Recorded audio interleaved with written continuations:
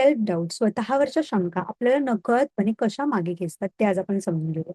एक हत्तीचं पिल्लू असतं. त्याला एका दोरीने बांधून ठेवलेलं असतं.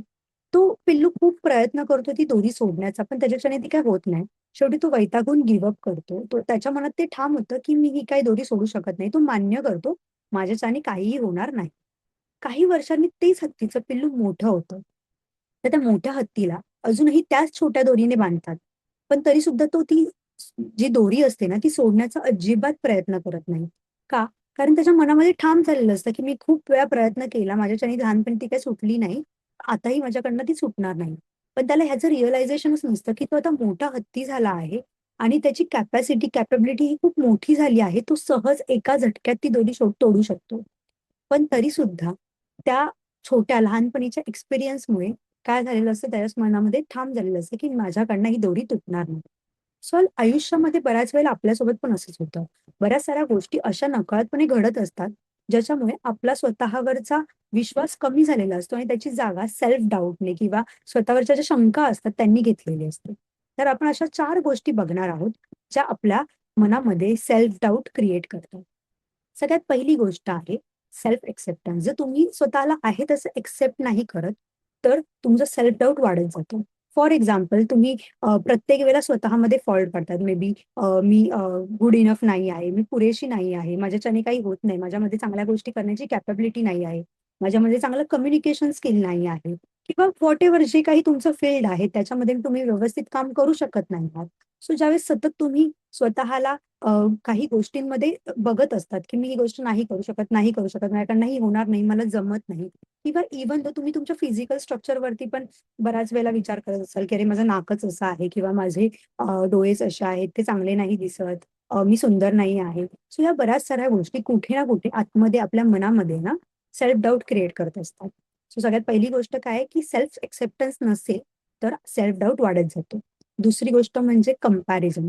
जर तुम्ही सतत स्वतःला दुसऱ्यांसोबत जर कंपॅरिझन करत असाल, की मी कशी आहे आणि ती दुसरी व्यक्ती कशी आहे किंवा मी सक्सेसफुल आहे, ती दुसरी व्यक्ती सक्सेसफुल नाही किंवा ती दुसरी व्यक्ती सक्सेसफुल आहे आणि मी सक्सेसफुल नाही आहे किंवा ती माझ्यापेक्षा जास्त पैसे अर्न करत आहे किंवा तिच्याकडे माझ्यापेक्षा जास्त चांगल्या गोष्टी आहेत, चांगलं घर आहे, मोठी गाडी आहे किंवा चांगला जॉब आहे, तिला माझ्यापेक्षा जास्त पेमेंट आहे, मी जास्त काम करतेय, पण तिला का जास्त पेमेंट आहे? सो या गोष्टी सततचं कंपॅरिझन पण काय करतं, स्वतःवरती डाऊट निर्माण करते, की मी त्या गोष्टीसाठी गुड इनफ नाही आहे का? मी ही गोष्ट व्यवस्थित करू शकत नाही का? आणि काय होत जातं, आपण स्वतःला इतकं कंपेअर करतो आणि आपण स्वतःलाच स्वतःच्या डोळ्यांमध्ये कमी लेखत जातो. सो म्हणून दुसरी महत्वाची गोष्ट म्हणजे, की स्वतःला कंपॅरिझन करणं थांबवा. तिसरी गोष्ट म्हणजे पास्ट फिअर किंवा फिअर ऑफ फेल्युअर. म्हणजेच काय, की आपल्याला लहानपणी आपण जे काही गोष्टींमध्ये चुकलो असू किंवा आपल्याकडनं नकळत काही मिस्टेक झाल्या असेल, त्याचा कुठे ना कुठे इम्पॅक्ट इमोशनली आपल्या माइंडवरती ऑलरेडी झालेला असतो. आणि आपण त्याच जर गोष्टी तशाच घेऊन बसलो असू किंवा त्या डीप सबकॉन्शियस माइंडमध्ये जर गेल्या असतील, तर आपण पुन्हा पुन्हा कुठचीही गोष्ट करताना त्याच गोष्टींमध्ये जातो.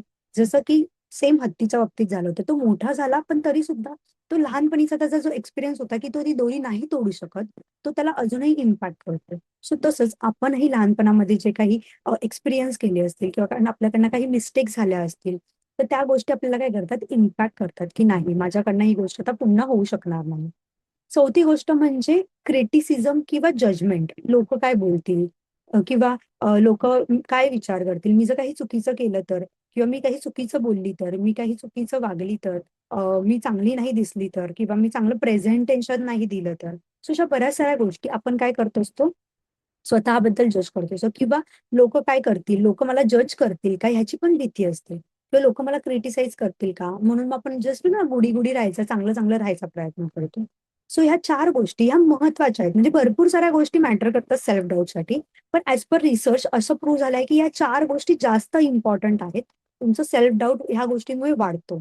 सो म्हणून ह्याच्यापुढे तुम्हाला लक्षात ठेवायचं आहे. जर तुम्हाला तुमचं सेल्फ डाऊट कमी करायचा आहे आणि तुम्हाला विश्वास वाढवायचा आहे, तर 4 गोष्टी लक्षात ठेवा. तुम्हाला आहे तसं स्वतःला एक्सेप्ट करा. जे काही चांगल्या गोष्टी असतील त्या पण एक्सेप्ट करा आणि ज्या काही मिस्टेक झाल्या असतील किंवा जर काही चांगले गुण नाही आहेत माझ्यामध्ये, तर ते पण एक्सेप्ट करा आणि इम्प्रूव्हमेंट करायला त्याला स्कोप द्या. दुसरी गोष्ट म्हणजे स्वतःला कोणासोबत कंपेअर करू नका. जर तुम्हाला कंपेअरच करायचं असेल, तर स्वतःला तुम्ही प्रिव्हियस डेला कसे होतात किंवा वर्षभरापूर्वी कसे होतात त्याच्यातून तुमची काही ग्रोथ झाली आहे का? त्याच्यातून तुम्ही पुढे आलात का? हे कंपॅरिझन करा. हे कंपॅरिझन तुम्हाला आयुष्यामध्ये ग्रोथ करायला हेल्प करेल. तिसरी गोष्ट म्हणजे कुठच्याही गोष्टीला घाबरू नका. फिअर तर येणारच आणि तो येत राहतो प्रत्येक जर्नीमध्ये. ज्या जर्नीला ज्या लेव्हलला तुम्ही जाता तिथे ती भीती येत राहते. पण ते भीतीला घेऊन बसू नका. फेल होणारच किंवा बऱ्याच वेळेला आपण बघितलं असं जी लोकं सक्सेसफुल आपल्याला दिसतात, ती पण त्या लेव्हलला जाण्याच्या आधी भरपूर वेळा काय झाले, फेल झाले आहेत. सो फिअर ऑफ फेल्युअरला काढून टाका. काढून टाकण्यापेक्षा त्याला एक तुम्ही एक्सेप्ट पण करू शकतात, की हां, हा माझ्या जर्नीचा एक पार्ट असणार आहे आणि मी त्याला स्वीकारत आहे. आणि चौथी गोष्ट म्हणजे तुम्हाला स्वतःला अजिबात क्रिटिसाइज नाही करायचं किंवा जज नाही करायचं. कारण की ऑलरेडी लोकं काय जज करतात किंवा लोकं कसं क्रिटिसाइज करतात ह्याचा विचार तर आपण करतच असतो. पण जर तुम्ही पण स्वतःला कंटिन्युअसली जज करत असाल किंवा क्रिटिसाइज करत असाल, नकळतपणे हे माइंडमध्ये होत असतं सबकॉन्शियसली.